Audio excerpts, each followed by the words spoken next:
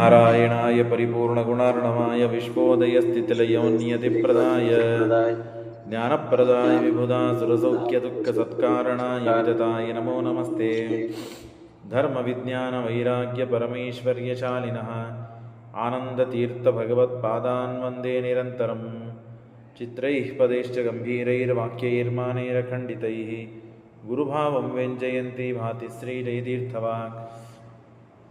ನೌಮಿನ್ಯಾಯ ಸುಧಾಧಿಕೃಜ್ಜಯ ಮುನೀನ್ ಶ್ರೀಪಾದರಾಟ್ಸನ್ಮಣೀನ್ ವ್ಯಾಸಾರ್ಯಾನ್ ವಿವಿಧಾಗಮಾಬ್ಧಿವಿಹರಾನ್ ಶ್ರೀವಾದಿರಾಜಾನಪಿ ವಂದೇ ಹಂಸವರಾನ್ ರಘುತ್ತಮಗುರೂನ್ ವೈದದ್ಯವಾರಾನಿಧೀನ್ ಶ್ರೀ ಸತ್ಯವೃತರಾಘವೇಂದ್ರ ಮುನಿಪಾನ್ ಸದ್ಬೋಧ ಸಧ್ಯಾನಪಾನ್ ವಿದ್ಯಾಯಾಂ ವಿಬುಧಾಚಾರ್ಯಂ ವೇದಜ್ಞಾನಾಬ್ಧಿಚಂದಿರಂ ದುರ್ಮತಧ್ವಾಂತಮಾರ್ತಂಡಂ ಸತ್ಯಧ್ಯಾನಮುನಿಂ ಭಜೆ. ಸತ್ಯಾವಿಘ್ನಕರಾಬ್ಜೋತ್ಥಾನ್ ಪಂಚಾರದ್ವರ್ಷಪೂಜಕಾನ್ ಸತ್ಯಪ್ರಮೋದತೀರ್ಥಾರ್ಯಾನ್ ನೌಮಿನ್ಯಾಯ ಸುಧಾರತಾನ್. ಶಾಸ್ತ್ರೇಷು ಪಾರದೃಶ್ವಾನಂ ಶಾಸ್ತ್ರಜ್ಞೇಷು ಚ ವತ್ಸಲಂ ದೀನಭಕ್ತೋದ್ಧಾರಕರಂ ಸತ್ಯಾತ್ಮಾನಂ ಯತಿಂ ಭಜೆ. ವಿದ್ಯಾಪೀಠವಿಧಾತಾರಂ ವಿದ್ಯಾವಾರಿಧಿಚಂದಿರಂ ವಿದ್ಯಾರ್ಥಿವತ್ಸಲಂ ವಂದೇ ಮಹಾಮಹಿಮಸದ್ಗುರುಂ. ಆಪಾದಮೌಲಿಪರ್ಯಂతం ಗುರುಣಾಂ ಆಕೃತಿಂ ಸ್ಮರೇತ್ ತೇನ ವಿಘ್ನಾಃ ಪ್ರಣಶ್ಯಂತಿ ಸಿದ್ಧ್ಯಂತಿ ಚ ಮನೋರಥಾಃ. ಶ್ರೀ ಗುರುಭ್ಯೋ ನಮಃ. ಹರಿ ಓಂ. ಎಷ್ಟನೇ ಶ್ಲೋಕ? 52. 20ನೇ ಅಧ್ಯಾಯ. 20 ಅಧ್ಯಾಯ ಬರಬ್ಬರ. ಶ್ರೀಕೃಷ್ಣ ಪರಮಾತ್ಮ ಲಕ್ಷಣಾದೇವಿಯ ಸ್ವಯಂವರಕ್ಕಾಗಿ ಬಂದಿದ್ದಾನೆ. ದ್ರೌಪದಿಯ ಸ್ವಯಂವರದಂತೆ ಲಕ್ಷಣಾದೇವಿ ಸ್ವಯಂವರ. ಆದರೆ ದ್ರೌಪದಿ ಸ್ವಯಂವರದಲ್ಲಿ ಏನು ಧನುಷನ್ನು ಏರಿಸಿ ಹಗ್ಗವನ್ನು ಕಟ್ಟಿ ಬಾಣವನ್ನು ತಳಗೆ ನೋಡಿ ಮೇಲೆ ಆ ಮತ್ಸ್ಯದ ಕಣ್ಣಿಗೆ ಹೊಡಿಬೇಕಂತಿತ್ತೋ ಹಾಗೆ ಅದಕ್ಕಿಂತ ಕಷ್ಟ ಇತ್ತಿದು. ನೋಡಲಿಕ್ಕೆ ಮೇಲೆ ಮತ್ಸ್ಯ ಇದೆ, ಆದರೆ ಪೂರ್ಣ ಕ್ಲೋಸ್ ಮಾಡಿಬಿಟ್ಟಿದ್ದಾರೆ. ಮುರಿದು ಬಾಣ, ಪೂರ್ಣ ಬಾಣ ಅಲ್ಲ, ಕಟ್ಟಾದ ಗಿಡ್ಡಾದ ಬಾಣ. ಆ ಬಾಣಿನಿಂದ ಹೊಡಿಬೇಕು. ಹೀಗೆ ಹೋಗಿ ಮೇಲೆ ತಳಗೆ ಬಿಡಬೇಕು. ಎಲ್ಲರೂ ಪ್ರಯತ್ನ ಮಾಡಿದ್ದಾರೆ. ಎಲ್ಲ ಜರಾಸಂಧ, ದುರ್ಯೋಧನ ಮತ್ತು ಕರ್ಣ ಎಲ್ಲರೂ ಪ್ರಯತ್ನ ಪಟ್ಟಿದ್ದಾರೆ. ಕೆಲವರು ಆ ಧನುಸ್ಸಿನಿಂದ ಬಡಿಸಿಕೊಂಡು ತಳಗಡೆ ಬಿದ್ದರು. ಕೆಲವರು ಉಸಾಬರಿಗೆ ಹೋಗಲಿಲ್ಲ, ಕೆಲವರು ಎತ್ತಲಿಕ್ಕೂ ಆಗಲಿಲ್ಲ. ಇನ್ನು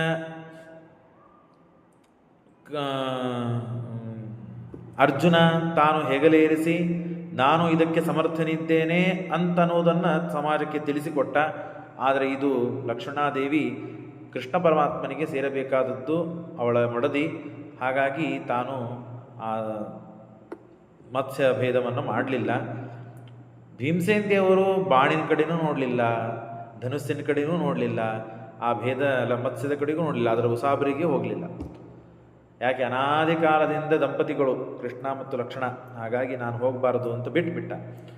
ಆಗ ಕೃಷ್ಣ ಬಂದು ಅನಾಯಾಸವಾಗಿ ಹಗ್ಗವನ್ನು ಏರಿಸಿ ಆ ಲಕ್ಷ್ಮಣಾದೇವಿಯ ತಂದೆ ರುದ್ರದೇವರ ಕಡೆಯಿಂದ ವರ ಕೇಳಿ ಈ ಧನುಸ್ಸನ್ನು ತೆಗೆದುಕೊಂಡು ಬಂದು ಸ್ವಯಂವರಕ್ಕೆ ಇಟ್ಟಿದ್ದ.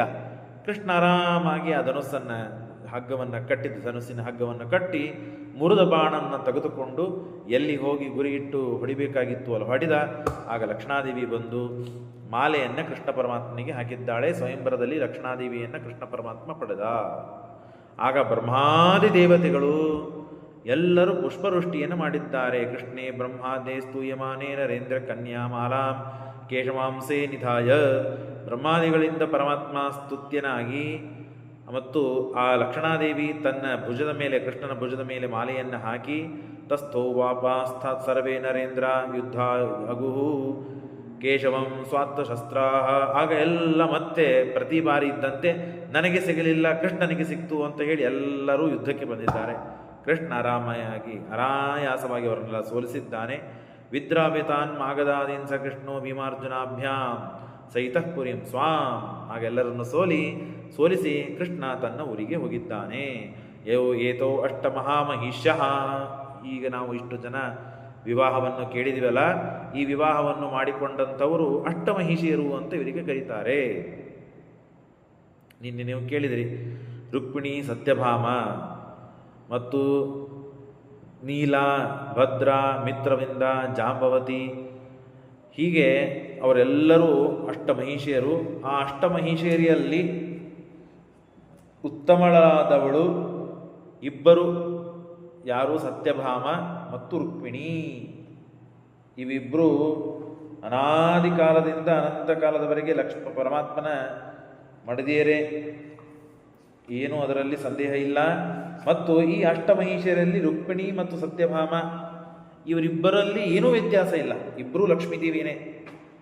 ಒಂದು ಸ್ವಲ್ಪನೂ ರುಕ್ಮಿಣಿಗಿಂತ ಸತ್ಯಭಾಮ ಉತ್ತಮ ಅಲ್ಲ, ಸತ್ಯಭಾಮಕ್ಕಿಂತ ರುಕ್ಮಿಣಿ ತಳಗಲ್ಲ, ಇಬ್ಬರು ಸಮಾನರೇ, ಶ್ರೀಭೂ ಅವತಾರರೇ ರುಕ್ಮಿಣಿ ಸತ್ಯಭಾಮ. ಇದನ್ನು ಅರ್ಥ ಮಾಡಿಕೊಳ್ಬೇಕು. ರುಕ್ಮಿಣಿ ಸತ್ಯಭಾಮ ಇಬ್ಬರು ಒಂದೇ. ಜಾಂಬವತಿ, ಕಾಳಿಂದಿ, ನೀಲ, ಮಿತ್ರವಿಂದ, ಭದ್ರ, ಲಕ್ಷಣ. ಈಗ ಲಕ್ಷಣ ಸ್ವಯಂವರವಾಗಿದೆ.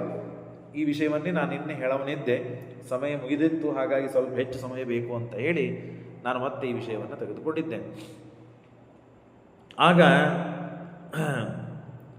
ಆ ರುಕ್ಮಿಣಿ ಸತ್ಯಭಾಮ ಆಯಿತು, ಜಾಂಬವತಿ ಮತ್ತು ಕಾಳಿಂದಿ, ನೀಲ, ಮಿತ್ರವಿಂದ, ಭದ್ರ, ಲಕ್ಷಣ. ಅದರಲ್ಲಿ ಲಕ್ಷಣ ಮತ್ತು ಭದ್ರ, ಮಿತ್ರ, ನೀಲ, ಕಾಳಿಂದಿ ಈ 6ರಲ್ಲಿ ಉತ್ತಮಳಾಗಿದ್ದಾಳೆ ಯಾರು? ಜಾಂಬವತಿ, ಜಾಂಬವಂತನ ಮಗಳು.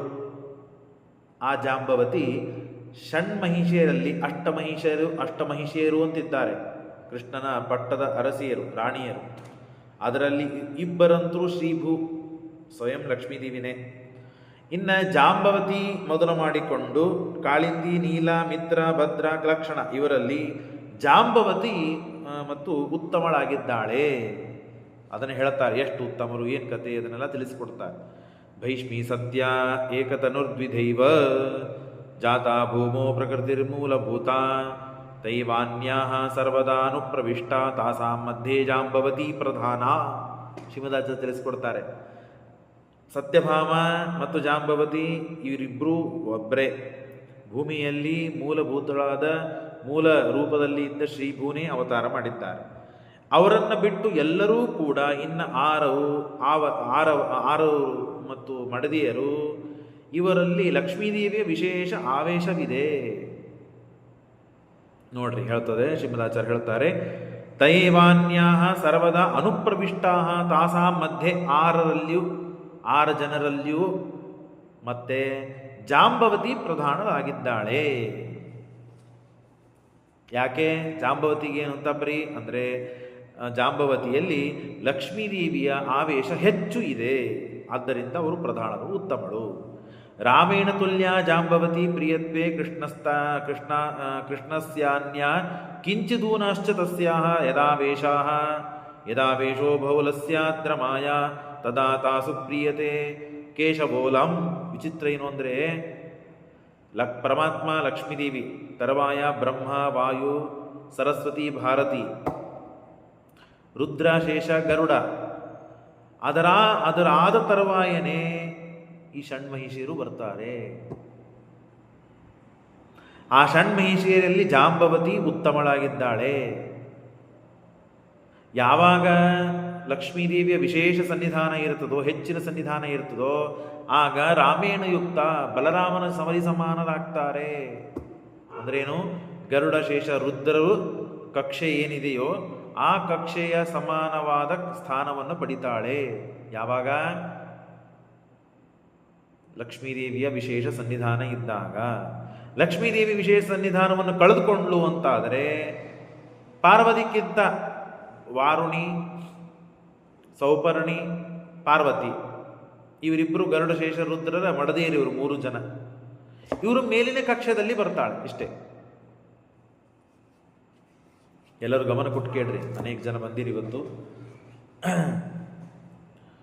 ದೇವರು ಲಕ್ಷ್ಮೀದೇವಿ ಆದ ತರುವಾಯ ನಿಮಗೆಲ್ಲ ಗೊತ್ತು, ಬ್ರಹ್ಮದೇವರು, ಸರಸ್ವತಿ, ವಾಯು, ಭಾರತಿ, ಆಮೇಲೆ ಗರುಡ, ಶೇಷ, ರುದ್ರ, ಸೌಪರ್ಣಿ, ವಾರುಣಿ, ಪಾರ್ವತಿ.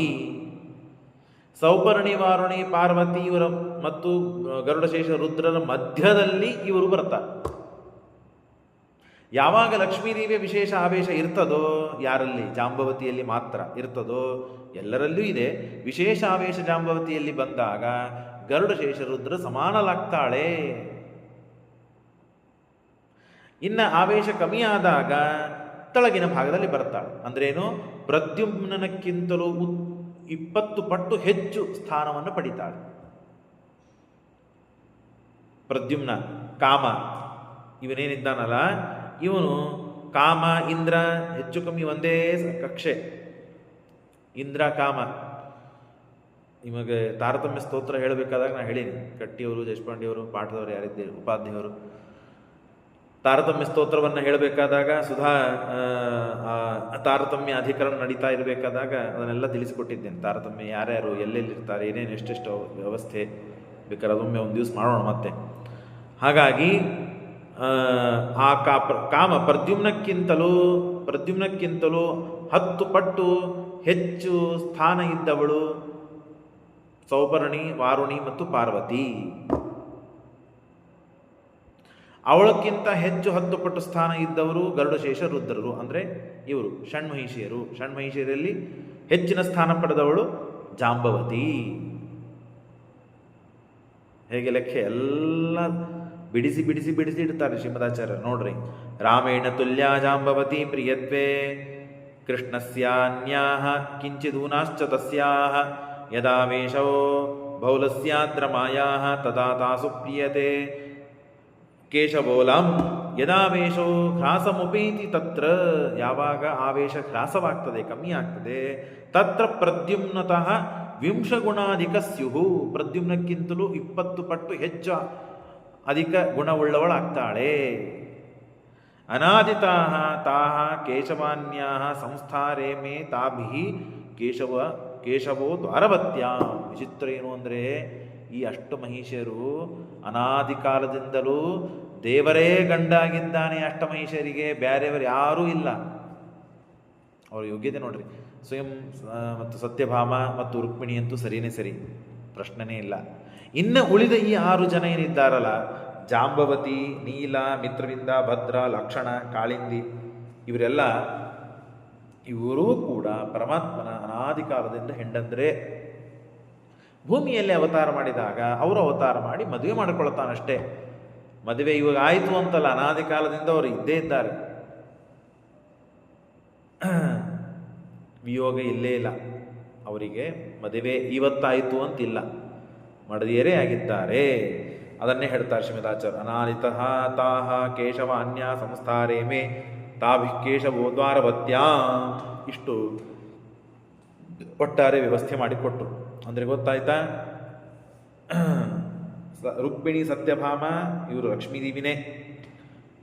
ಇವರಿಬ್ಬರಲ್ಲಿ ಏನೂ ಹೆಚ್ಚು ಕಮ್ಮಿ ಇಲ್ಲ, ಇಬ್ಬರು ಸಮಾನನೇ. ಶ್ರೀಭೂ ಅವತಾರರೇ, ಶ್ರೀಭೂ ಮೂಲ ರೂಪದಲ್ಲಿ ಅವತಾರರಾದ ರುಕ್ಮಿಣಿ ಸತ್ಯಭಾಮ. ಇನ್ನು ಜಾಂಬವತಿ, ಕಾಳಿಂದಿ, ನೀಲ, ಮಿತ್ರವಿಂದ, ಭದ್ರ, ಲಕ್ಷಣ ಇವರು 6 ಜನ ಸಮಾನರೇ. ಲಕ್ಷ್ಮೀದೇವಿಯ ಆವೇಶ ಹೆಚ್ಚು ಇದ್ದಾಗ ಜಾಂಬವತಿ ಹೆಚ್ಚು, ಆವಾಗ ರುದ್ರದೇವರ ಸಮಾನರಾಗ್ತಾಳೆ. ಆವೇಶ ಕಮ್ಮಿ ಆದಾಗ ಪ್ರದ್ಯುಮ್ನಕ್ಕಿಂತಲೂ 20 ಗುಣ ಹೆಚ್ಚು, ಪಾರ್ವತಿಕ್ಕಿಂತಲೂ 10 ಗುಣ ಹೆಚ್ಚು. ಇಷ್ಟು ವ್ಯವಸ್ಥೆಯನ್ನು ಮಾಡಿಕೊಟ್ಟಿದ್ದಾರೆ. ಇಷ್ಟೆಲ್ಲ ಆದ ಮೇಲೆ ಒಂದು ದಿನ ದ್ವಾರಕದಲ್ಲಿ ಕೂತಿದ್ರು. ಇನ್ನು ದ್ವಾರಕಾದಿಂದ ಪರಮಾತ್ಮ ಏವಂ ಕೃಷ್ಣೇ ದ್ವಾರಕಾ ಮಧ್ಯ ಸಂಸ್ಥೆ ಗಿರಿಂ ಭೂಪಾ ರೈವತಕಂ ಸಮಾಯು. ರೈವತ ಪರ್ವತಕ್ಕೆ ಕೃಷ್ಣ ಹೋಗ್ತಾನೆ. ದ್ವಾರಕದಲ್ಲಿ ಇದ್ದು ಬೇಸರ ಆಯಿತು ಅವನಿಗೆ, ಹಾಗಾಗಿ ರೈವತ ಪರ್ವತಕ್ಕೆ ಹೋಗ್ತಾನೆ. ರೈವತ ಪರ್ವತಕ್ಕೆ ಹೋದಾಗ ದೇವರನ್ನು ನೋಡಬೇಕು, ಅವನ ಮಹಿಮೆ ತಿಳಿಬೇಕು, ಹಾಗೆ ಹೀಗೆ ಅಂತ ಹೇಳಿ ಭೇಟಿ ಆಗಲಿಕ್ಕೆ ಎಲ್ಲ ರಾಜರು, ಎಲ್ಲ ಋಷಿಗಳು ಎಲ್ಲರೂ ಬರ್ತಾರೆ. ದುರ್ಯೋಧನಾದ್ಯಾಹ ಪಾಂಡವಶ್ಚೈವ ಸರ್ವಾಹ. ದುರ್ಯೋಧನ ಮೊದಲು ಮಾಡಿಕೊಂಡು ಎಲ್ಲ ಕೌರವರು ಬರ್ತಾರೆ. ಪಾಂಡವರು ಭೀಮಸೇನ ದೇವರು ಅವ್ರ ಮೊದಲು ಮಾಡಿಕೊಂಡು ಎಲ್ಲರೂ ಬರ್ತಾರೆ. ಸರ್ವೇ ನಾನಾ ದೇಶ್ಯಾಹ ಏಚ ಭೂಪಾಲ ಸಂಸ್ಥಾಹ. ಋಷಿಗಳು, ಮುನಿಗಳು, ರಾಜರು ಎಲ್ಲರೂ ಬರ್ತಾರೆ. ಬಂದು ಕೃಷ್ಣನ ನೋಡಿಬೇಕು. ಆತ್ಮಾನಂ ತಾನ್ ದ್ರಷ್ಟುಮಭ್ಯಾಗತಾಂಸ ಕೃಷ್ಣೋ ಗಿರೋ ರೈವತಕೆ ದದರ್ಶ. ಆ ರೈವತಕ ಪರ್ವತದಲ್ಲಿ ನೋಡ್ತಾರೆ. ಬಹಳ ಮಹತ್ವದ್ದಿದೆ. ಇಲ್ಲೇ ತಾರತಮ್ಯವನ್ನು ಹೇಳ್ತಾರೆ, ಸ್ವಲ್ಪ ನಾವು ಗಮನ ಕೊಡಬೇಕು. ನಮಸ್ಕೃತೆ ಸರ್ವ ನರೇಂದ್ರ ಮುಖ್ಯೈ ಕೃಷ್ಣೋ ವೇದರ್ಭ್ಯಾಸ ದಿವ್ಯಾಸನಸ್ತೆ. ಕೃಷ್ಣ ರುಕ್ಮಿಣಿಯನ್ನು ಕರೆದುಕೊಂಡು ಹೋಗಿದ್ದಾನೆ. ಇಲ್ಲೇ ಸಮಸ್ಯೆ ಶುರು ನೋಡ್ರಿ. ಸತ್ಯಭಾಮಿಯನ್ನು ಕರೆದುಕೊಂಡು ಹೋಗಿಲ್ಲ, ರುಕ್ಮಿಣಿಯನ್ನು ಕರೆದುಕೊಂಡು ಹೋಗಿದ್ದಾನೆ ಕೃಷ್ಣ. ಎಲ್ಲಿ? ರೈವತ ಪರ್ವತದಲ್ಲಿ.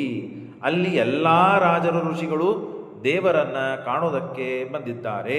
ನಮಸ್ಕೃತೆ ಸರ್ವನರೇಂದ್ರ ಮುಖ್ಯೈಹಿ. ಮಹಾಮಹಾ ಮತ್ತು ರಾಜರುಗಳು ಬಂದು ದೇವರಿಗೆ ಪರಮಾತ್ಮನಿಗೆ ನಮಸ್ಕಾರ ಮಾಡಿದ್ದಾರೆ.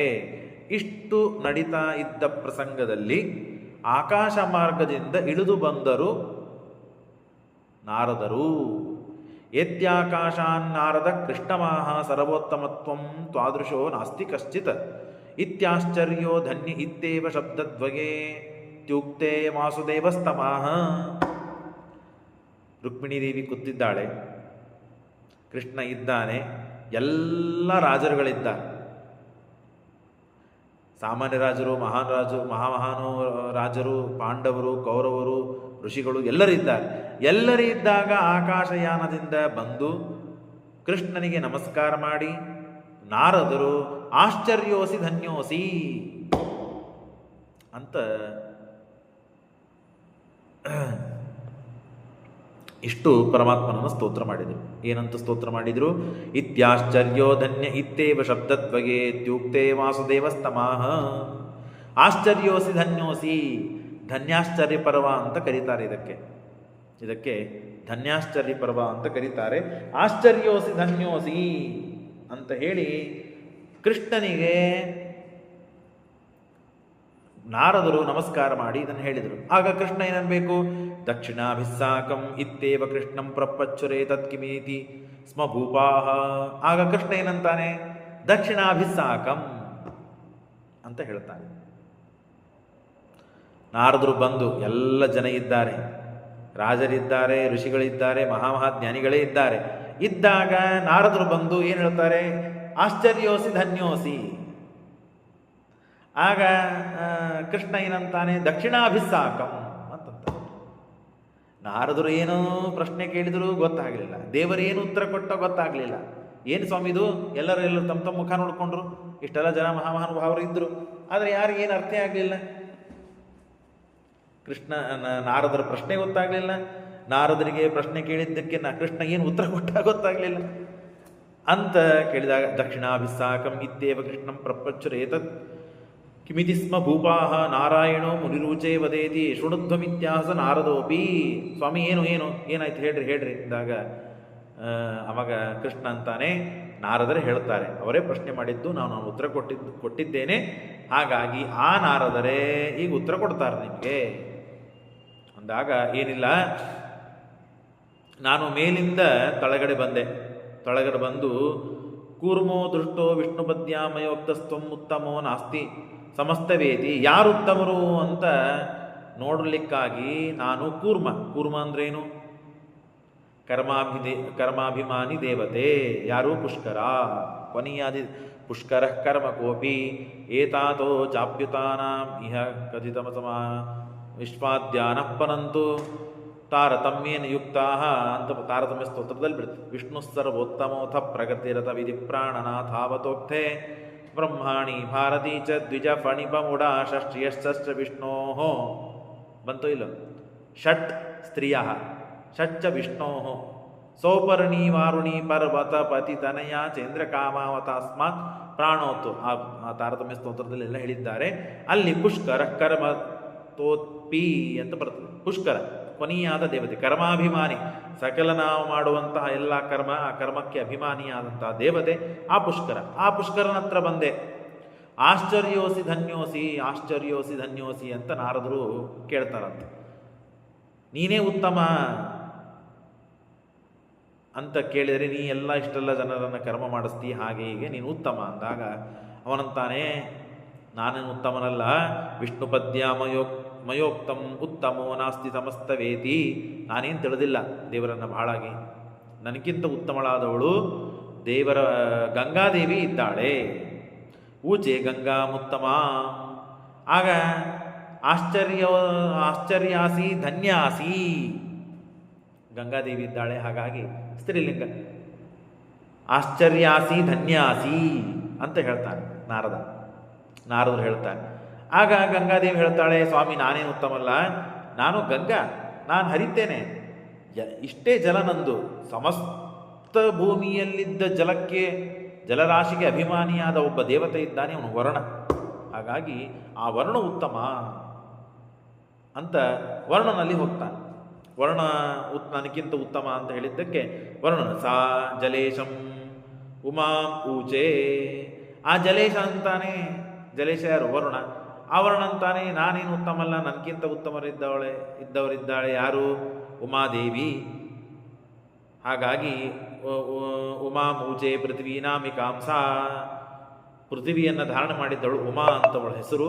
ಹಾಗಾಗಿ ಅವಳು ಅಂತಂದಾಗ ಅವಳ ಹತ್ರ ಹೋಗ್ತಾನೆ ನಾರದ. ಆಶ್ಚರ್ಯಾಸಿ ಧನ್ಯಾಸಿ ಅಂತಂದಾಗ ಆ ಉಮಾದೇವಿನೂ ಹೇಳುತ್ತಾಳೆ, ಯಾಮಾದೃಶಾ ದೇವತಾ ಸರ್ವರಸ್ತಾ ಧೃತಾಸ್ತಯಾ ಪ್ರಥಿತಾ ತ್ವಾತ್ ಪೃಥಿವ್ಯಾ ಶೇಷಂ ಶಿವಂ ಗರುಡಂ. ನನಗಿಂತ ಉತ್ತಮರಾದವರಿದ್ದಾರಪ್ಪ, ಶೇಷ ಶಿವ ಗರುಡ. ಅವಳಾದ್ಮೇಲೆ ನಾನು ಬರ್ತೇನೆ. ಹಾಗಾದರೆ ಆಶ್ಚರ್ಯಾಸಿ ಧನ್ಯಾಸಿ, ಆಶ್ಚರ್ಯೋಸಿ ಧನ್ಯೋಸ್ಮಿ ಅಂತ ಶೇಷ ಗರುಡ ರುದ್ರರಲ್ಲಿ ಮತ್ತೆ ನಾರದರು ಹೋಗಿ ಹೇಳಿದಾಗ ಅವರಂತಾರೆ, ನೋಡ್ರಿ, ಸಾಪಿ ಪರಾವನಾತ್ ಪರ್ವತ ನಾಮಧೇಯಾನ್. ಆಗ ಅವ್ರು ಹೇಳ್ತಾರೆ, ಇಲ್ಲ, ನಮ್ಗಿಂತ ಉತ್ತಮರಾದವರು ಬ್ರಹ್ಮದೇವರಿದ್ದಾರೆ ಅಂದಾಗ ಬ್ರಹ್ಮದೇವರ ಹತ್ರ ಹೋಗ್ತಾರೆ ನಾರದರು. ಆಶ್ಚರ್ಯೋಸಿ ಧನ್ಯೋಸ್ತಿ ಅಂದಾಗ ಬ್ರಹ್ಮದೇವರು ಹೇಳ್ತಾರೆ, ಬ್ರಹ್ಮಾಣಂ ಏವ ಉತ್ತಮತ್ವಂ ಆಹ ಸೋಪಿ ವೇದಾತ್ಮಿಕಾಂ ಪ್ರಕೃತಿಂ ವಿಷ್ಣು ಪತ್ನಿ. ವೇದಾತ್ಮಿಕಳಾದ ಲಕ್ಷ್ಮೀದೇವಿ ಇದ್ದಾಳೆ, ವೇದಕ್ಕೆ ಅಭಿಮಾನಿಯಾದ ದೇವತೆ ಲಕ್ಷ್ಮೀದೇವಿ. ಆ ವೇದಾತ್ಮಕ್ಕೆ ಅಭಿಮಾನಿಯಾದ ಲಕ್ಷ್ಮೀದೇವಿ ಅವಳು ವಿಷ್ಣು ಪತ್ನಿ. ಅವಳು ನನಗಿಂತ ಉತ್ತಮಳು, ನನಗೆ ತಾಯಿ ಅವಳು, ನನಗಿಂತ ಉತ್ತಮಳು.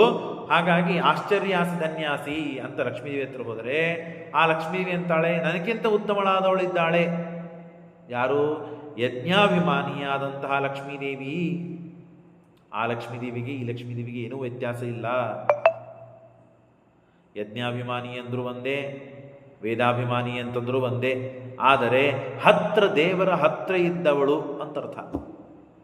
ದೇವರ ಹತ್ರ ಇದ್ದವಳು, ವೇದವನ್ನು ಹೇಳ್ತಾ ದೂರದಲ್ಲಿ ನಿಂತಿರ್ತಾಳೆ ಪರಮಾತ್ಮ. ನಾವು ವೇದವನ್ನು ಪಾರಾಯಣ ಮಾಡ್ತಾ ಇರ್ತೇವೆ, ದೇವರಿಂದ ದೂರ ನಿಂತು ಅಭಿಷೇಕವನ್ನು ಮಾಡೋದು, ಪಂಚಾಮೃತ ಮಾಡೋದು, ವಸ್ತ್ರದಿಂದ ದೇವರಿಗೆ ಒರೆಸೋದು, ಆಭರಣಗಳನ್ನು ಹಾಕಿಸೋದು, ಮಡಿ ಉಳಿಸೋದು, ನಾಮಗಳನ್ನು ಹಾಕುವುದು, ದೇವರ ಸೇವೆ ಮಾಡೋದು, ದೇವರ ಕ್ರಿಯೆ ಮಾಡೋದು ಯಾರು? ಯಜ್ಞಾಭಿಮಾನಿ. ಯಜ್ಞಾಭಿಮಾನಿಯಾದಂತಹ ಲಕ್ಷ್ಮೀದೇವಿ ಅವಳು ಮತ್ತು ವೇದಾಭಿಮಾನಿಯಾದ ಲಕ್ಷ್ಮೀದೇವಿಗಿಂತ ಉತ್ತಮಳು. ಹೇಳ್ತೇನೆ, ಏನೂ ವ್ಯತ್ಯಾಸ ಇಲ್ಲ. ಆದರೂ ದೇವರು ಆನಂದ ರೂಪನಾಗಿದ್ದಾನೆ. ಏನು ಕಟ್ಟಿಯವರು? ದೇವರು ಆನಂದ ರೂಪನಾಗಿದ್ದಾನೆ. ಆನಂದ ರೂಪನಾದ ಭಗವಂತನ ಹತ್ರ ಎಷ್ಟೆಷ್ಟು ಯಾರ್ಯಾರು ಹತ್ರ ಹೋಗ್ತಾರಲ್ಲ ಅಷ್ಟು ಅವರ ಆನಂದ ಅಭಿವ್ಯಕ್ತಿಯಾಗ್ತದೆ. ಆದದ್ದರಿಂದ ಅವರು ಅಲ್ಲಿ ಉತ್ತಮರು ಅಂತ ಆಗ್ತಾರೆ. ಇಷ್ಟೇ. ಲಕ್ಷ್ಮೀದೇವಿಯಲ್ಲಿ ಏನೂ ವ್ಯತ್ಯಾಸ ಇಲ್ಲ. ಯಜ್ಞಾಭಿಮಾನಿ ಲಕ್ಷ್ಮೀದೇವಿ ಲಕ್ಷ್ಮೀದೇವಿನೇ, ವೇದಾಭಿಮಾನಿ ಲಕ್ಷ್ಮೀದೇವಿನೂ ಲಕ್ಷ್ಮೀದೇವಿನೇ. ಇನ್ನು ಅದಕ್ಕಿಂತ ಮುಂದಿನ ಲಕ್ಷ್ಮೀದೇವಿ ಒಬ್ಬಳು ಬರ್ತಾಳೆ, ದಕ್ಷಿಣಾಭಿಮಾನಿಯಾದ ಲಕ್ಷ್ಮೀದೇವಿ. ವಾಮದಲ್ಲಿ ದೇವರ ದೇವರ ದೇಹದಲ್ಲೇನೆ ಶೇರ್ ಮಾಡಿಕೊಂಡು ಇರುವಂತಹ ಲಕ್ಷ್ಮೀದೇವಿ ಇದ್ದಾಳೆ. ದೇವರ ಎಡಭಾಗದಲ್ಲಿ ಲಕ್ಷ್ಮೀದೇವಿ ಇದ್ದಾಳೆ, ಬಲಭಾಗದಲ್ಲಿ ದೇವರಿದ್ದಾನೆ. ಹಾಗಾಗಿ ಒಂದೇ ದೇವ, ಅರ್ಧನಾರೀಶ್ವರ ಅಂತ ನಾವೇನು ಪಾರ್ವತಿ ಮತ್ತು ಶಿವನಿಗೆ ಕೇಳ್ತೇವಲ್ಲ, ಹಾಗೆ ದೇವರ ಅರ್ಧ ದೇಹ ದೇವರು, ಇನ್ನು ಅರ್ಧ ದೇಹ ಲಕ್ಷ್ಮೀದೇವಿ, ಹೀಗಿದ್ದಾಳೆ. ಹಾಗಾಗಿ ಎಷ್ಟೆಷ್ಟು ದೇವರ ಹತ್ರ ಹೋಗ್ತೇವೋ ಅಷ್ಟಷ್ಟು ಆನಂದ ಅಭಿವ್ಯಕ್ತವಾಗ್ತದೆ. ಲಕ್ಷ್ಮೀದೇವಿಗೆ ಆನಂದದಲ್ಲಿ ಹೆಚ್ಚಾಗ್ತದೆ, ಏಕಪ್ರಕಾರ ಆನಂದ ಅಭಿವ್ಯಕ್ತಿ ಆಗ್ತದೆ. ಹಾಗಾಗಿ ಉತ್ತಮ ಅಂತನೋ ಹೇಳೋ ಪಕ್ಷ ಇಷ್ಟೇ ಹೊರತು ಎಲ್ಲ ಲಕ್ಷ್ಮೀದೇವಿ ಒಂದೇ. ನಾ ಹೇಳೋದು ಗೊತ್ತಾತಲ್ಲ, ಅದನ್ನೇ ಹೇಳ್ತಾರೆ ನೋಡ್ರಿ. ವಿಷ್ಮಾವಿಷ್ಟ ಯಜ್ಞ ನಾಮ್ನಿ ತದಂಕಸ್ಥಿತ. ಆ ವಿಷ್ಣುವಿನಿಂದ ಅವಿಷ್ಟಳಾಗಿದ್ದಾಳೆ ಮತ್ತು ಪರಮಾತ್ಮನ ತೊಡೆ ಮೇಲೆ ಕೂಡ್ತಾಳೆ. ಯಾರು? ಯಜ್ಞಾಭಿಮಾನಿಯಾದ ಲಕ್ಷ್ಮೀದೇವಿ. ವೇದಾಭಿಮಾನಿಯಾದ ಲಕ್ಷ್ಮೀದೇವಿ ಗರ್ಭಗುಡಿ ಹೊರಗಡೆ ನಿಂತು, ದೇವರ ಗರ್ಭಗುಡಿ ಇದೆಯಲ್ಲ, ಆ ದೇವರ ಗರ್ಭದ ಗುಡಿಯ ಹೊರಗಡೆ ನಿಂತು ದೇವರನ್ನು ಸ್ತೋತ್ರ ಮಾಡ್ತಾರೆ. ಹಾಗಾಗಿ ದೇವರ ಹತ್ರ ಇಲ್ಲ. ಹಾಗಾಗಿ ಅವಳಕ್ಕಿಂತಳು ಈ ತೊಡೆ ಮೇಲೆ ಕುತ್ತ ವಿಷ್ಣುವಿನಿಂದ ವಿಶೇಷವಾಗಿ ಅವಿಷ್ಟಳಾದವಳು ಉತ್ತಮಳು. ಆಶ್ಚರ್ಯಾಸಿ ಧನ್ಯಾಸಿ ಅಂತ ಇಲ್ಲೂ ಕೇಳಿದರೆ ಸೋಚೆ ಕಿಶವು ಹ್ಯುತ್ತಮೌಲಂ ನ ತತ್ ಸಮಶ್ಚಾದಿಕೋ ತಃ ಕುತ ಸ್ಯಾತ್ ಈ ದೃಶೇ ಸತ್ಯಂ ನಾನ್ಯಥೇ ತಿಸ್ಮ ಭೂಪಾಃ ತಯೋಕ್ತೋಹಂ ನಾಮತಾರೇಷು ಕಿಂಚಿತ್ ವಿಶೇಷ ಇತ್ಯೇವ ಇದು ಪ್ರವೀರಂ ಸರ್ವೋತ್ತಮತ್ವಂ ಸರ್ವೋತ್ತಮೋ ಸೀದೇತ್ಯವಚಂ ಮೇ ಅಂಕಸ್ಥಿತಾಃ ಅಂಕಾಯಾಃ ಶ್ರೀಹಂ. ನೋಡ್ರಿ, ಇನ್ನು ಅವಳಕ್ಕಿಂತ ಉತ್ತಮಳಾದವಳು ಸದೋತ್ತಮಃ ಕಿಂತು ಯದಾತು ಸಾಮೇ ವಾಮರ್ಧ ರೂಪ ದಕ್ಷಿಣಾ ನಾಮಧೇಯ, ದಕ್ಷಿಣಾ ನಾಮಕಳಾದ ಲಕ್ಷ್ಮೀದೇವಿ. ಹಾಗಾಗಿ ತೊಡೆ ಮೇಲೆ ಕುತ್ತ ಲಕ್ಷ್ಮೀದೇವಿಗಿಂತಲೂ ದೇವರ ಹತ್ತಿರದಲ್ಲಿದ್ದವಳು ವಕ್ಷಸ್ಥಳದಲ್ಲಿದ್ದ ಲಕ್ಷ್ಮೀದೇವಿ. ಅರ್ಧ ದೇಹವನ್ನೇ ಪರಮಾತ್ಮ ಶೇರ್ ಮಾಡಿಕೊಂಡಿದ್ದಾನೆ ಆ ಲಕ್ಷ್ಮೀದೇವಿ. ಹಾಗಾಗಿ ಅವಳಿನ ಉತ್ತಮಳು. ಅದಕ್ಕಾಗಿ ಯಾರು ಉತ್ತಮರು ಅಂತ ಪ್ರಶ್ನೆ ಮಾಡಿ ನಾನು ಹುಡುಕ್ಲಿಕ್ಕೆ ಹೋದಾಗ ಕೃಷ್ಣ ಕಂಡಿದ್ದಕ್ಕೆ ಆಶ್ಚರ್ಯೋಸಿ ಧನ್ಯೋಸ್ಮಿ ಆಶ್ಚರ್ಯೋಸಿ ಧನ್ಯೋಸ್ಮಿ ಅಂತಂದಾಗ ಕೃಷ್ಣ ಉತ್ತರ ಕೊಟ್ಟ ದಕ್ಷಿಣಾಭಿಸ್ಸಾಕಂ. ಕೇವಲ ಯಜ್ಞಾಭಿಮಾನಿ ವೇದಾಭಿಮಾನಿ ಯಜ್ಞಾಭಿಮಾನಿಯಾದ ಲಕ್ಷ್ಮೀದೇವಿ ಅಷ್ಟೇ ಉತ್ತಮಳು ಅಂತ ನೀವು ತಿಳ್ಕೊಂಡಿದ್ದೇ. ಅಷ್ಟೇ ಅಲ್ಲ, ದಕ್ಷಿಣಾಭಿಮಾನಿಯಾದ ಲಕ್ಷ್ಮೀದೇವಿಗಿಂತಲೂ ನಾನು ಉತ್ತಮನಾಗಿದ್ದೇನೆ ಅಂತ ಪರಮಾತ್ಮ ಉತ್ತರ ಕೊಟ್ಟ. ಅದೇ ದಕ್ಷಿಣಾಭಿಸ್ಸಾಕಂ. ನಾನು ಆಶ್ಚರ್ಯೋಸಿ ಧನ್ಯೋಸ್ಮಿ ಅಂತ ಪ್ರಶ್ನೆ ಮಾಡಿದ್ದಕ್ಕೆ ದೇವರು ಉತ್ತರ ಕೊಟ್ಟ ಅಂತ ನಾರದರು ಉತ್ತರ ಹೇಳ್ತಾ ಇದ್ದಾರೆ. ಎಲ್ಲ ರಾಜರು ರೈವತ ಪರ್ವತದಲ್ಲಿ ಕೂತಂತಹ ಎಲ್ಲ ರಾಜರಿಗೆ ಋಷಿಗಳಿಗೆ ಏನೂ ಅರ್ಥ ಆಗದೇ ಇದ್ದಾಗ ದೇವರ ಆಜ್ಞೆಯನ್ನು ಪಡೆದು ತಮಗೇನು ಸಮಸ್ಯೆ ಆಗಿತ್ತಲ್ಲ ಆ ಸಮಸ್ಯೆಗೆ ಉತ್ತರವನ್ನು ಕಂಡುಕೊಂಡರು. ಆದರೆ ಅಷ್ಟೇ ಉತ್ತರ ಅಲ್ಲ, ಅದಕ್ಕಿಂತ ಹೆಚ್ಚಿನ ಉತ್ತರ ಇದೆ ಅಂತ ದೇವರು ಆಶ್ಚರ್ಯೋಸಿ ಧನ್ಯೋಸ್ಮಿ ಅಂತ ನಾನಂದಾಗ ದೇವರು ಹೆಚ್ಚಿನ ಉತ್ತರ ಕೊಟ್ಟ ದಕ್ಷಿಣಾಭಿಸ್ಸಾಕಂ. ಯಾಕೆ ನೋಡ್ರಿ, ಮೊದಲಿಗೆ ಪುಷ್ಕರ, ಆ ಪುಷ್ಕರಕ್ಕಿಂತ ಉತ್ತಮ ಗಂಗಾಕ್ಕಿಂತ ಉತ್ತಮಳು ಜಲೇಶ ಅಂದರೆ ವರುಣ, ಆ ವರುಣಕ್ಕಿಂತ ಉತ್ತಮಳು ಉಮಾದೇವಿ, ಪೃಥ್ವಿ ಅಭಿಮಾನಿಯಾದ ದೇವತೆ. ಆ ಉಮಾದೇವಿಕ್ಕಿಂತ ಉತ್ತಮರಾದವರು ಗರುಡಶೇಷ ರುದ್ರ, ಆ ಗರುಡಶೇಷ ರುದ್ರಕ್ಕಿಂತ ಉತ್ತಮರಾದವರು ಬ್ರಹ್ಮ, ಆ ಬ್ರಹ್ಮಕ್ಕಿಂತ ಉತ್ತಮಳಾದವಳು ವೇದಾಭಿಮಾನಿಯಾದಂತಹ ವಿಷ್ಣು ಪತ್ನಿ, ಅವಳಕ್ಕಿಂತ ಉತ್ತಮಳಾದವಳು ಯಜ್ಞಾಭಿಮಾನಿಯಾದಂತಹ ಲಕ್ಷ್ಮೀದೇವಿ. ಅವಳು ವಿಶೇಷವಾಗಿ ವಿಷ್ಣುವಿನಿಂದ ಅವಿಷ್ಟಳಾಗಿದ್ದಾಳೆ, ಪರಮಾತ್ಮನ ತೊಡೆ ಮೇಲೆ ಕೂತಿದ್ದಾಳೆ. ಆದ್ದರಿಂದ ಅವಳು ಉತ್ತಮಳು. ಅವಳಕ್ಕಿಂತ ಇಷ್ಟೇ ತಿಳಿದು ಆಶ್ಚರ್ಯೋಸಿ ಧನ್ಯೋಸಿ ಅಂತ ದೇವರಿಗೆ ಕೇಳಿದಾಗ ಇಷ್ಟೇ ಈ ಲಕ್ಷ್ಮೀದೇವಿಕ್ಕಿಂತ ಉತ್ತಮಳಾಗಿದ್ದೇನೆ ಅಂತ ನಾನು ತಿಳಿಬೇಡ, ಇನ್ನೊಬ್ಬ ಲಕ್ಷ್ಮೀದೇವಿ ಇದ್ದಾಳೆ. ಎಂಥವಳವಳು? ನನ್ನ ದೇಹ ಅರ್ಧ ಶೇರ್ ಕೊಟ್ಟಿದ್ದೇನೆ ಅವಳಿಗೆ. ಒಂದು ಭಾಗದಲ್ಲಿ ತಲೆಯಿಂದ ಕಾಲಿನ ಮನೆಗೆ ಅರ್ಧ ಮಾಡಿದರೆ ವಾಮ ಭಾಗದಲ್ಲಿ ಲಕ್ಷ್ಮೀದೇವಿ ಇದ್ದಾಳೆ, ಬಲಭಾಗದಲ್ಲಿ ನಾನು ಇದ್ದೇನೆ. ಹಾಗಾಗಿ ಅರ್ಧ ದೇಹವನ್ನೇ ಹಂಚಿಕೊಂಡಂತಹ ಲಕ್ಷ್ಮೀದೇವಿ ದಕ್ಷಿಣಾದೇವಿ. ಆ ದಕ್ಷಿಣಾಭಿಸ್ಸಾಕಂ ನಾನು, ದಕ್ಷಿಣದಲ್ಲಿ ನಾ ಇದ್ದೇನೆ, ನನ್ನಿಂದ ಕೂಡಿದವಳು ದಕ್ಷಿಣಾಭಿಸ್ಸಾಕಂ. ಹಾಗಾಗಿ ಆ ದಕ್ಷಿಣಾಭಿಸ್ಸಾಕನಾದ ನಾನು ಆ ಲಕ್ಷ್ಮೀದೇವಿಗಿಂತಲೂ ಉತ್ತಮನಾಗಿದ್ದೇನೆ ಅಂತ ಅರ್ಥ ಮಾಡಿಕೋ ಅಂತ ದೇವರು ನಮಗೆ ಉತ್ತರ ಕೊಟ್ಟ ಅಂತ ನಾರದರಿಗೆ. ಅಲ್ಲಿವರೆಗೆ ನಾರದರಿಗೆ ಗೊತ್ತಿರ್ತದೆ, ಆದ್ರೆ ಏನೋ ಹೆಚ್ಚಿನ ಸ್ಪಷ್ಟತೆ ಜನಕ್ಕೆಲ್ಲ ತಿಳಿಸ್ಬೇಕಾಗಿತ್ತು. ಮತ್ತು ದೇವರ ಮಹಿಮೆ ಎಷ್ಟಾದರೂ ತಿಳಿದಷ್ಟು ಹೆಚ್ಚಿನ ಜ್ಞಾನನೇ ಜ್ಞಾನ, ಸರಿನೇ ಸರಿ. ಹಾಗಾಗಿ ತಾವು ಸ್ಪಷ್ಟ ಮಾಡಿಕೊಂಡ್ರು. ಇನ್ನು ಏನೂ ಗೊತ್ತಿಲ್ಲದೆ ಇದ್ದ ರಾಜ ಋಷಿಗಳು ಇವರಿಗೆಲ್ಲ ತಿಳಿಸಿಕೊಟ್ರು. ಬಹಳ ದೊಡ್ಡದು ಧನ್ಯಾಶ್ಚರ್ಯ ಪರ್ವ ಅಂತ ಭಾಗವತದಲ್ಲಿ ದಶಮಸ್ಕಂದ ಒಳಗೆ ಪೂರ್ಣ ಬರ್ತದೆ. ದಶಮಸ್ಕಂದ ಪ್ರಾಯ ಒಟ್ಟಿಗೆ ಅಲ್ಲೇನೋ ಬರ್ತದೆ. ಹಾಗಾಗಿ ಧನ್ಯಾಶ್ಚರ್ಯ ಪರ್ವ ಬಹಳ ಶ್ರೇಷ್ಠ. ಇದನ್ನು ನಾವು ಉಪಾಸನೆ ಮಾಡಬೇಕು. ದೇವರ ಸರ್ವೋತ್ತಮತ್ವವನ್ನು ಉಪಾಸನೆ ಮಾಡಿದಂತೆ ಆಯ್ತು. ಇದರಿಂದ ಬಹಳ ಪುಣ್ಯ ಇದೆ. ಹಾಗಾಗಿ ಇಷ್ಟು ಆಯಿತು. ಸಾ ದಕ್ಷಿಣ ಮಾನಿನಿ ದೇವತಾ ಚ ಸಾ ಚ ಸ್ಥಿತ ಬಹುರೂಪ ಮದರ್ಥ. ದೇವರು ಹೇಳ್ತಾನೆ, ಮದರ್ಥ ವಾಮಾರ್ಧೋ ಮೇ ತತ್ಪ್ರವಿಷ್ಟೋ ಯತೋ ಹಿ ತಥೋಹಂ ಸ್ಯಾಂ ಅರ್ಧನಾರಾಯಣಾಖ್ಯ ತದಾಪಿ ಅಸ್ಯ ಉತ್ತಮೋಹಂ ಸುಪರ್ಣೋ ನ ಮಾದೃಶಃ ಕಶ್ಚಿದುತ್ತಮೋ ವಾ. ನನ್ನಕ್ಕಿಂತಲೂ ಉತ್ತಮರಾದವರು ಜಗತ್ತಿನಲ್ಲಿ ಯಾರೂ ಇಲ್ಲ. ಅವಳಕ್ಕಿಂತ ಉತ್ತಮಳಾದವಳು ನಾನು, ನನಗಿಂತ ಉತ್ತಮಳಾದವನು ಜಗತ್ತಿನಲ್ಲಿ ಯಾರ್ಯಾರ್ಯಾರೂ ಇಲ್ಲ ಅಂತ ಹೇಳಿ ಮತ್ ಸಾಮರ್ಥ್ಯ ನೈವ ಚಾನಂತ ಭೋಗೋ ದಕ್ಷಿಣಾನಾಂ ವಿದ್ಯತೆ ನಾರದೇತಿ. ಇಷ್ಟಾದಾಗ ಮುಂದೆ ಕಥೆಯನ್ನು ಬೆಳೆಸ್ತಾರೆ, ಕಥೆಯನ್ನು ಹೇಳ್ತಾರೆ. ಇಷ್ಟೆಲ್ಲ ಆಗಿದೆ, ಎಲ್ಲ ರಾಜರುಗಳಿಗೆ ಗೊತ್ತಾಯಿತು, ಇದಾಯಿತು. ಉಕ್ತಂ ಕೃಷ್ಣೇನ ಅಪ್ರತಿಮೇನ ಭೂಪ ಅನ್ಯೋನ್ಯಮತ್ವಂ ದಕ್ಷಿಣಾನಾಂ ಸ ಶಶ್ವತ ಸೇಯಂ ಭೈಷ್ಮೀ ದಕ್ಷಿಣ ಕೇಶವೋಯಂ ತಸ್ಯ ಶ್ರೇಷ್ಠ ಪಶ್ಯತ ರಾಜಸಂಕಾಹ. ಇಷ್ಟಾದಾಗ ನಾರದರು ಮತ್ತೆ ಸ್ವರ್ಗದಿಂದ ಬಂದಿರ್ತಾರೆ, ಕೃಷ್ಣ ಕಂಡಿರ್ತಾನೆ. ಆಶ್ಚರ್ಯೋಸಿ ಧನ್ಯೋಸಿ ಅಂತ ಪ್ರಶ್ನೆ ಕೇಳಿದಾಗ ದಕ್ಷಿಣಾಭಿಸಾಕಂ ಅಂತ ಇಷ್ಟೆಲ್ಲ ನಾರದನಿಗೆ ಸಮಾಧಾನ ಆಗುವಂತೆ ಕೃಷ್ಣ ಉತ್ತರ ಕೊಡ್ತಾನೆ. ಇಷ್ಟು ಉತ್ತರ ಕೊಟ್ಟಾಗ ಸಂತೋಷವಾಯಿತು ನಾರದರಿಗೆ. ಸಾಷ್ಟಾಂಗ ನಮಸ್ಕಾರ ಮಾಡಿ ಸ್ವರ್ಗದಲ್ಲಿ ಇದ್ದ ಪಾರಿಜಾತ ವೃಕ್ಷ, ಆ ವೃಕ್ಷದ ಹೂ ಘಮ ಘಮ ಘಮ ಘಮ ವಾಸನೆ, ಕಡುಬು ಹೋಳಿಗೆಯಲ್ಲಿ ಇದ್ದಂಥ ಹೂರ್ಣ ಇದ್ದಂಗೆ ಎಲ್ಲ ವಾಸನೆ ಇದ್ದ ಹೂಗಳಲ್ಲಿ ಅತ್ಯಂತ ಉತ್ತಮವಾದ ಹೂ ಅದು ಪಾರಿಜಾತ. ಆ ಪಾರಿಜಾತ ಅದು ದೇವತಾಲೋಕದ ಪಾರಿಜಾತ ವೃಕ್ಷ, ಅದರ ಹೂ. ಆ ಹೂವನ್ನು ನಾರದರು ಕೃಷ್ಣನಿಗೆ ಕೊಡ್ತಾರೆ.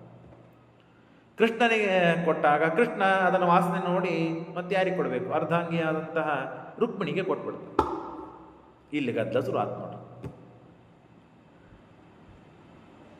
ರುಕ್ಮಿಣಿಗೆ ಕೊಟ್ಟಾಗ ರುಕ್ಮಿಣಿ ಅಲ್ಲ CCTV ಎಲ್ಲ ಇದ್ವು ಅಲ್ಲೆಲ್ಲ ನೋಡಲಿಕ್ಕೆ ಎಲ್ಲ ಕಡೆಗೆ. ಹಾಗಾಗಿ ಸತ್ಯಭಾಮಗೆ ಗೊತ್ತಾಯಿತು, ಓ ರೈವತ ಪರ್ವತಕ್ಕೆ ಕರ್ಕೊಂಡು ಹೋಗಿ ಆರಾಮ್ ವಿಹಾರ ಮಾಡಿ ಮಜಾ ಮಾಡಿ ಕೃಷ್ಣ ಎಲ್ಲ ಮತ್ತು ರುಕ್ಮಿಣಿಗೆ ಕೊಟ್ಬಿಟ್ಟ, ನನಗೇನೂ ಕೊಡಲಿಲ್ಲ, ನನ್ನ ಬಿಟ್ಟು ರುಕ್ಮಿಣಿಗೆ ಯಾಕೆ ಕರ್ಕೊಂಡು ಹೋದ ಕೃಷ್ಣ ಅಂತ ಜಗಳ. ಅದರ ಮಧ್ಯದಲ್ಲಿ ಕುಂತಿದೇವಿ ಕೃಷ್ಣ ನೀನು ಸರ್ವೋತ್ತಮ ನನಗೆ ಗೊತ್ತಿದೆ, ಆದರೆ ನೀನು ಎಷ್ಟು ಸರ್ವೋತ್ತಮ ಇದ್ದೀ, ನಿನ್ನಷ್ಟು ಶಕ್ತಿ ಇದೆ ಅಂತ ನಾನೆಲ್ಲ ಕೇಳಿದ್ದೇನೆ, ನೋಡಿಲ್ಲ. ಹಾಗಾಗಿ ಒಮ್ಮೆ ತೋರಿಸು ನನಗೆ. ಹೇಗಿದೆ ನೋಡ್ರಿ, ಯಾರ್ಯಾರಿಗೆ ಏನೇನು ಆಕಾಂಕ್ಷೆಗಳಿರ್ತದೆ, ಏನೇನು ಬೇಡಿಕೆಗಳಿರ್ತದೆ. ಪ್ರತ್ಯಕ್ಷಂಬೋ ವೀರ್ಯಮಸ್ಯಾಪಿ ಕುಂತ್ಯ ಯುಧೇರ್ತಿತ ಕೇಶವೋ ವೀರ್ಯಮಸ್ಮೈ ಅದರಶಯತ್ ಪಾಂಡವಾನ್ ಧಾತರಾಷ್ಟ್ರಾನ್ ದ್ರೋಣಿ ಕೃಪಾನ್ ಸಕರ್ಣಾನ್ ನಿರಾಯುಧಾಂಶ್ಚಕ್ರೆ ಏಕಕ್ಷಣೇನ ಲೋಕಶ್ರೇಷ್ಠಾನ್ ದೇವತೇರಪ್ಯಜೇಯಾನ್. ಕುಂತಿದೇವಿ ಕೇಳ್ತಾಳೆ, ಕೃಷ್ಣ ನಿನ್ನ ಶಕ್ತಿ ಅಪಾರ, ನಿನ್ನ ಬಲ ಅಪಾರ, ನಿನ್ನ ಸಾಮರ್ಥ್ಯ ಎಲ್ಲ ಅಪಾರ ಅಂತ ನಾನು ಕೇಳಿದ್ದೇನೆ. ಇಡೀ ಜಗತ್ತಿಗೆ ನಿಯಾಮಕನಾದವನು ಸರ್ವೋತ್ತಮನಾದ ಭಗವಂತ ನೀನು ಅಂತ ನನಗೆ ಗೊತ್ತು, ಕೇಳಿದ್ದೇನೆ. ನಾನು ನೋಡಬೇಕಾಗಿದ್ದಲ್ಲ ಒಮ್ಮೆ, ಏನು ಮಾಡ್ಬೇಕು ಹೇಳು? ಎಲ್ಲರನ್ನೂ ಸೋಲಿಸ್ಬೇಕು ನೀನು, ನಾನು ನೋಡಬೇಕು. ಆಯಿತು ಅಂತ ಹೇಳಿದ್ದಕ್ಕೆ ಕುಂತಿ ಸೋದರತ್ತೆ ಬೇಡಿಕೆಗೆ ಎಲ್ಲರಿಗೆ ಯುದ್ಧಕ್ಕೆ ಕರೀತಾನೆ ಕೃಷ್ಣ. ಪಾಂಡವರು, ಕೌರವರು, ಭೀಷ್ಮ, ದ್ರೋಣ, ಅಶ್ವತ್ಥಾಮಾಚಾರ್ಯರು, ಜಗತ್ತಿನಲ್ಲಿ ಯಾರ್ಯಾರು ಮಹಾಪರಾಕ್ರಮಿಗಳಂತಿದ್ದಾರಲ್ಲ ಎಲ್ಲರೂ ಯುದ್ಧಕ್ಕೆ ಬರ್ತಾರೆ. ನೋಡ್ರಿ, ಅದೇ ಹೇಳ್ತಾರೆ, ಪಾಂಡವಾನ್ ಧಾತರಾಷ್ಟ್ರಾನ್ ಭೀಷ್ಮ ದ್ರೋಣಿ ಅಂದರೆ ಅಶ್ವತ್ಥಾಮಾಚಾರ್ಯರು, ಕೃಪಾಚಾರ್ಯರು, ಕರ್ಣ ಎಲ್ಲರೂ ಬರ್ತಾರೆ. ಅವ್ರನ್ನೆಲ್ಲ ಒಂದೇ ಒಂದು ಬಾಣದಿಂದ ಕೃಷ್ಣ ಪರಮಾತ್ಮ ಏನೂ ವಿಚಾರ ಮಾಡಲಿಲ್ಲ, ಎಷ್ಟು ಜನ ಇದ್ದಾರೆ ಅವ್ರನ್ನೆಲ್ಲ ಒಂದೇ ಒಂದು ಬಾಣದಿಂದ ಸೋಲಿಸಿ ಒಗೆದು ಬಿಡ್ತಾನೆ ಕೃಷ್ಣ. ಏಕಕ್ಷಣೇನ ಲೋಕಶ್ರೇಷ್ಠಾನ್ ದೇವತೇರಪ್ಯಜೇಯಾನ್. ಆದರೆ ಭೀಮಸೇನ್ ದೇವರು ಏನು ಮಾಡಿದ್ರು? ಹಾಗಾದರೆ ಭೀಮಸೇನ್ ದೇವರಕ್ಕಿಂತಲೂ ಕೃಷ್ಣ ಉತ್ತಮ ಅಂತ ಗೊತ್ತಾಗಬೇಕು ಅಂದರೆ ಭೀಮಸೇನ್ ದೇವರು ಯುದ್ಧ ಆಡಬೇಕಲ್ಲ. ಯುದ್ಧಕ್ಕೆ ಬಂದ್ರ ಭೀಮಸೇನ್ ದೇವರು? ಹಾಗಾದರೆ ಭೀಮಸೇನ್ ದೇವರಿಗೆ ಅದು ಭಾಗವತ ಧರ್ಮ ಅಲ್ಲ. ದೇವರನ್ನ ಹೊರತು ದೇವರ ವಿರುದ್ಧವಾಗಿ ಬೇಕಾದಾದರೂ ಯುದ್ಧ ಅಲ್ಲ, ಮಾತನಾಡೋದು ಯುದ್ಧ ಅಲ್ಲ, ನೋಡೋದಲ್ಲ, ಮಾತು ಒಂದು ಚಕಾರ ಶಬ್ದ ಅನ್ನೋದಿಲ್ಲ. ಅವರು ಅಂದವ್ರನ್ನ ಬಿಡೋದಿಲ್ಲ ಅಂತ ಅವ್ರ ಪ್ರತಿಜ್ಞೆ. ಅವ್ರು ಹೆಂಗೆ ಮಾಡ್ತಾರೆ ಈ ಕೆಲಸ? ಅಂದರೆ ಆದರೆ ಹಾಗೆ ಮಾಡಲಿಲ್ಲ, ದೇವರ ಜೊತೆಗೆ ಯುದ್ಧಕ್ಕೆ ಬರಲಿಲ್ಲ ಅಂತಂದರೆ ಕುಂತಿಗೆ ಭೀಮನಕ್ಕಿಂತ ಕೃಷ್ಣ ಉತ್ತಮ ಅಂತ ಅನ್ನೋದು ಖಾತ್ರಿ ಆಗೋದಿಲ್ಲ. ಹಾಗಾದರೆ ಏನು ಮಾಡಬೇಕು ಅಂತಂದರೆ ನೋಡ್ರಿ, ಶ್ರೀಮದಾಚಾರ್ಯರು ವ್ರತಂ ಭೀಮಸ್ಯಾಸ್ತಿ ನೈವಾಭಿ ಕೃಷ್ಣಂ ಇಯಾಂ ಇತಿ ಸ್ಮಾ ಆಜ್ಞೆಯ ತಸ್ಯ ವಿಷ್ಣು. ಪರಮಾತ್ಮನ ಆಜ್ಞೆ ನೋಡಪ್ಪ ಕೃಷ್ಣ ಭೀಮ, ನೀನು ನನಗಿಂತ ಅಧಮ, ನಾನು ನಿನಗಿಂತ ಉತ್ತಮ, ಆದ್ದರಿಂದಲೇ ನನ್ನನ್ನು ನೀನು ಸೇವೆ ಮಾಡ್ತಿ, ಪೂಜೆ ಮಾಡ್ತಿ, ಗುರು ದೇವತೆ ಸ್ವಾಮಿ ಗುರು ಪರಮಂ ದೇವತಂಚ, ನನ್ನಲ್ಲಿ ಭಕ್ತಿ ಮಾಡ್ತಿ, ಎಲ್ಲ ಸರಿ. ಆದರೆ ಕುಂತಿಗೆ ಗೊತ್ತಾಗಬೇಕು ನನ್ನ ಆಜ್ಞೆ ಇದೆ, ನನ್ನ ಜೊತೆ ಯುದ್ಧಕ್ಕೆ ಬಾ. ಯುದ್ಧಕ್ಕಂದ್ರೆ ಅಸ್ತ್ರಗಳು ಹಿಡಿದ್ರೆ ಯುದ್ಧ ಅಲ್ಲ. ಹಾಗಾಗಿ ಕೃಷ್ಣ ಏನಂತಾನಂದರೆ, ನಾನು ರಥದಲ್ಲಿ ಕೂತಿದ್ದೇನೆ, ರಥದ ಚಕ್ರವನ್ನು ನೀನು ಗಟ್ಟಿಯಾಗಿ ಹಿಡಿ, ರಥದ ಚಕ್ರವನ್ನು ನೀನು ಗಟ್ಟಿಯಾಗಿ ಹಿಡಿ. ನೀನು ಹಿಡಿದಾಗ ನಾನು ರಥವನ್ನು ಮುಂದೆ ತೆಗೆದುಕೊಂಡು ಹೋಗ್ಲಿಕ್ಕಾಗಲಿಲ್ಲ ಅಂದರೆ ನೀನು ಬಲಿಷ್ಠ, ನಾನು ತೆಗೆದುಕೊಂಡು ಹೋದೆ ಅಂದರೆ ನಾನು ಬಲಿಷ್ಠ. ಇದನ್ನು ಅರ್ಥ ಮಾಡಿಕೊಡ್ತಾಳೆ ಕುಂತಿ. ಸಾಕು, ನೀನು ನನ್ನ ಹಿಡಿದಿಲ್ಲ, ನನ್ನ ಬಾಣ ಹಿಡಿದಿಲ್ಲ, ನನ್ನ ಕಾಲು ಹಿಡಿದಿಲ್ಲ, ಏನೂ ಹಿಡಿದಿಲ್ಲ, ನಾನು ಕೂತ ರಥವನ್ನು ಹಿಡಿ. ಇದರಿಂದ ಏನು ಸಮಸ್ಯೆ ಇದೆ ನಿನಗೆ? ಏನು ಸಮಸ್ಯೆ ಇಲ್ಲ, ಅದು ನಾನು ಹೇಳ್ತಾ ಇದ್ದೀನಿ ಮಾಡು. ಆಯ್ತು ಸ್ವಾಮಿ ಅಂತಂದ ಭೀಮ, ಭಾಳ ವಿಚಾರ ಮಾಡಲಿಲ್ಲ. ಆಯ್ತು ಸ್ವಾಮಿ. ಚಕ್ರಂ ರಥಸ್ಯಾಗ್ರಹಿತ್ ಸಪ್ರಣಮ್ಯ, ಕೃಷ್ಣನಿಗೆ ನಮಸ್ಕಾರ ಮಾಡಿ ಕೃಷ್ಣ ಕೂತ ರಥದ ಚಕ್ರವನ್ನು ಹಿಡಿದಂತೆ ಭೀಮ. ಹಿಡಿದಾಗ ಕೃಷ್ಣಂ ಸತಂ ಕೇಶವೋ ಅಪಾಹರಚ್ಚ ಏವಂ ಕ್ರೀಡಂತೋಪ್ಯಾತ್ಮಶಕ್ತಯ ಪ್ರಯತ್ನಂ ಕುರುವಂತೆ ವಿಜಿತಾ ಕೇಶವೇನ. ಆಗ ಆರಾಮಾಗಿ ರಥ ಮುಂದೆ ಹೋಗಿಬಿಡ್ತು. ಕುಂತಿ ಅರ್ಥ ಮಾಡಿಕೊಂಡು, ಭೀಮ 50 ಕೋಟಿ ವಿಸ್ತೀರ್ಣವಾದ ಬ್ರಹ್ಮಾಂಡವನ್ನು ಭೀಮಸೇನ ದೇವರು 2 ಹೋಳು ಮಾಡಿ ಚಳ್ಳಮ್ಮ ಬಾರಿಸಿದಂತೆ ಬಾರಿಸುವ ಸಾಮರ್ಥ್ಯ ಇದ್ದ ಭೀಮ. ವಾಯುದೇವರ ಅವತಾರ. ಬಕಾಸುರನ ಸಂಹಾರ ಹೊತ್ತಿಗೆ ಮತ್ತು ಕುಂತಿ ಎಲ್ಲ ಭೀಮಸೇನ ದೇವರ ಮಹಿಮೆಯನ್ನು ಹೇಳ್ತಾಳೆ. ಭೀಮ ಅಂದರೆ ಯಾರನ್ನು ತಿಳ್ಕೊಂಡು, ಹುಟ್ಟಿದಾಗಲೇ ಪರತು ಒಡೆದು ಹೋಯಿತು, ಹಾಗಾಗಿ ಶತಶೃಂಗ ಪರ್ವತ ಅಂತ ಹೆಸರು. ವಾಯುದೇವರೇ ಅವರು, ವಾಯುದೇವರು ಎಂಥವರು ಎಲ್ಲ ಮಹಿಮೆಯನ್ನು ಹೇಳಿರ್ತಾಳೆ. ಹಾಗಾಗಿ ಭೀಮ ಅಂದರೆ ವಾಯು, ಅವನಕ್ಕಿಂತ ಉತ್ತಮ ಯಾರೂ ಇಲ್ಲ ಅಂತ ತಿಳ್ಕೊಂಡಿದ್ಲು. ಈಗ ಕೃಷ್ಣ ಅವನಕ್ಕಿಂತ ಉತ್ತಮ ಅಂತ ಕೇಳಿದ್ಲು. ಈಗ ನೋಡಿ ತಿಳಿದಳು ಕುಂತಿ. ನೋಡ್ರಿ ಹೇಗಿದೆ. ಏವಂ ವಿಧಾನಿ, ಹೀಗೆ ಪರಮಾತ್ಮನ ಮಹಿಮೆ ಒಂದಲ್ಲ, ಎರಡಲ್ಲ, ಮೂರಲ್ಲ, ನಾಲ್ಕಲ್ಲ. ಏವಂ ವಿಧಾನಿ ಅದ್ಭುತಾನಿ ಇಹ ಕೃಷ್ಣೇ ದೃಷ್ಟಾನಿ ವಹ ಶತಸಹಸ್ರಸಾಶ್ಚ. ಸಾವಿರಾರು ಕೃಷ್ಣನ ಮಹಿಮೆ, ಅದ್ಭುತವಾದ ರೋಮಾಂಚಕವಾದ ಮಹಿಮೆ. ತಸ್ಮಾದೇಶೋಖ್ಯದ್ಭುತೋ ಉತ್ತಮಶ್ಚ ತ್ಯುಕ್ತಾನಿ ಮುಸ್ತೇಖಿಲ ವಾಸುದೇವಂ. ಎಲ್ಲರಿಗಿಂತ ಉತ್ತಮನಾದವನು, ಸರ್ವೋತ್ತಮನಾದವನು, ಸರ್ವೇಶ್ವರನಾದವನು, ಜಗಜ್ಜನ್ಮಾದಿ ಕಾರಣನಾದವನು ಕೃಷ್ಣನೇ, ಭಗವಂತನೇ ಅಂತ ಹೇಳಿ ಎಲ್ಲರೂ ನಮಸ್ಕಾರ ಮಾಡ್ತಾರೆ. ಕೃಷ್ಣನ ಸರ್ವೋತ್ತಮತ್ವ ಸ್ಥಾಪನೆ ಆಗ್ತದೆ. ನೇಮುಸ್ತೆ ಅಖಿಲ ವಾಸುದೇವಂ ವಾಯುವಾಜ್ಞೇಯ ವಾಯುಶಿಷ್ಯಶ್ಚ ಸತ್ಯಂ ಇತ್ಯುಕ್ತ್ವಾ ನಾರದೋ ರುಕ್ಮಿಣೀಂ ಸ ಸ್ತುತ್ವಾ ಪುಷ್ಪಂ ಪಾರಿಜಾತಸ್ಯ ದತ್ವಾ. ಇದೆಲ್ಲ ಆದ ಮೇಲೆ ಪಾರಿಜಾತ ಪುಷ್ಪವನ್ನು ಕೃಷ್ಣನಿಗೆ ನಾರದರು ಕೊಡ್ತಾರೆ. ಆಗ ನಾರದರು ಕೊಟ್ಟ ಪುಷ್ಪವನ್ನು ಪರಮಾತ್ಮ ನೋಡಿ ರುಕ್ಮಿಣಿಗೆ ಕೊಡ್ತಾನೆ. ದತ್ವಾಯೋ ಲೋಕಂ ಕ್ಷಿಪ್ರಮದ್ಭೋದ್ಭವಸ್ಯ. ಬ್ರಹ್ಮದೇವರ ಲೋಕಕ್ಕೆ, ಸತ್ಯಲೋಕಕ್ಕೆ ಹೊರಟು ಹೋಗ್ಬಿಡ್ತಾರೆ. ಸಾಕ್ಷಾತ್ ಸತ್ಯ ರುಕ್ಮಿಣಿತ್ಯೇವ ಸಂವಿತ ದ್ವಿಧಾಭೂತ್ರ ನಾತ್ರಭೇದೋಸ್ತಿ ಕ್ವಚಿತ. ನೋಡ್ರಿ, ಶ್ರೀಮದಾಚಾರ್ಯ ಹೇಳ್ತಾರೆ, ರುಕ್ಮಿಣಿಗೂ ಸತ್ಯಭಾಮೆಗೂ ಏನೇನೇನೇನೇನು ವ್ಯತ್ಯಾಸ ಇಲ್ಲ, ತಿಲ ಮಾತ್ರ ವ್ಯತ್ಯಾಸ ಇಲ್ಲ, ತಿಲ ಮಾತ್ರ ವ್ಯತ್ಯಾಸ ಇಲ್ಲ. ರುಕ್ಮಿಣಿಗೆ ಪರಮಾತ್ಮ ಕರೆದುಕೊಂಡು ಹೋಗಿ ಇದನ್ನೆಲ್ಲ ತೋರಿಸಿದ, ಸತ್ಯಭಾಮೆಗೆ ತೋರಿಸಿಲ್ಲ, ಹಾಗೆಲ್ಲ ಏನೂ ಇಲ್ಲ, ಭೇದ ಸ್ವಲ್ಪ ಇಲ್ಲ. ಅಂದರೆ ಹೇಳ್ತಾರೆ, ಸಾಕ್ಷಾತ್ ಸತ್ಯ ರುಕ್ಮಿಣಿ ತೇಕ ಸಂವಿತ ದ್ವಿಧಾಭೂತ ನಾತ್ರ ಭೇದೋಸ್ತಿ ಕಶ್ಚಿತ ತಥಾಪಿ ಸಾ ಪ್ರಮದಾನಾಂ ಸ್ವಭಾವ ಪ್ರಕಾಶನಾರ್ಥಂ ಕುಪಿತೇ ವಾಸ ತತ್ಯ. ಸಿಟ್ಟಿಗೆ ಬಂದಂತೆ ನಾಟಕ ಮಾಡ್ತಾ ಇದ್ದಾಳೆ ರುಕ್ಮಿಣಿ. ಇದು ಸತ್ಯಭಾಮ. ರುಕ್ಮಿಣಿಗೆ ಮಾತ್ರ ಕೃಷ್ಣ ಕರ್ಕೊಂಡು ಹೋದ. ನನ್ನೂ ಮದುವೆ ಆಗಿದ್ದಾನೆ, ನನ್ನೂ ಕರ್ಕೊಂಡು ಹೋಗಿದ್ರೆ ಏನಾಗಿತ್ತು? ನಾನು ಪಾರಿಜಾತ ವೃಕ್ಷ ಹೂವು ನೋಡುತ್ತಿದ್ದೆ, ಇಷ್ಟೆಲ್ಲ ಜನರ ಮುಂದೆ ಕೃಷ್ಣನ ಪರಾಕ್ರಮವನ್ನು, ಸರ್ವೋತ್ತಮತ್ವವನ್ನು ಕಾಣ್ತಿದ್ದೆ, ನನಗೆ ಕರ್ಕೊಂಡೇ ಹೋಗಲಿಲ್ಲ. ಕೃಷ್ಣ ಭೇದ ಭಾವ ಮಾಡಿದ, ಹಾಗೆ ಹೀಗೆ ಅಂತ ಹೇಳಿ ಸಿಟ್ಟಿಗೆ ಬಂದಂತೆ ತೋರಿಸ್ತಾ ಇದ್ದಾಳೆ. ಸಾಕಂ ರುಕ್ಮಿಣ್ಯ ರಾಜ ಮಧ್ಯೆ ಪ್ರವೇಶಾತ್. ಕೃಷ್ಣ ಮಾಡಿದ್ದೇನು ಗೊತ್ತಾ ತಪ್ಪು? ಮೊದಲೇದು ನನ್ನ ಬಿಟ್ಟು ಅವಳನ್ನು ಕರ್ಕೊಂಡು ಹೋದ್ರೆ ಮಹಾ ತಪ್ಪು ಅಂತ. ರುಕ್ಮಿಣಿ ಸಿಟ್ಟಿಗೆ ಬಂದಂತೆ, ಸಿಟ್ಟಿಗೆ ಬಂದಾಗ ಸಾಮಾನ್ಯ ದಂಪತಿಗಳು ಹೇಗೆ ಜಗಳಾಡಬೇಕಲ್ಲ ಹಾಗೆ ಜಗಳಾಡಿದಂತೆ ಸಾಮಾನ್ಯ ಕೃಷ್ಣ ಮತ್ತು ರುಕ್ಮಿಣಿ ಸಾಮಾನ್ಯ ದಂಪತಿಗಳು ಅಂತ ಸಾಮಾನ್ಯರಿಗೆ ತೋರಿಸುವುದಕ್ಕಾಗಿ, ಕೃಷ್ಣನ ರುಕ್ಮಿಣಿಯ ಬಗ್ಗೆ ಮಾತನಾಡೋದಕ್ಕಾಗಿ ಮತ್ತು ಸತ್ಯಭಾಮ ಹೀಗೆ ಕೋಪಿಸಿಕೊಂಡು ನಾಟಕ ಮಾಡ್ತಾ ಇದ್ದಾಳೆ. ಶ್ರೀಕೃಷ್ಣಾರ್ಪಣಮಸ್ತು.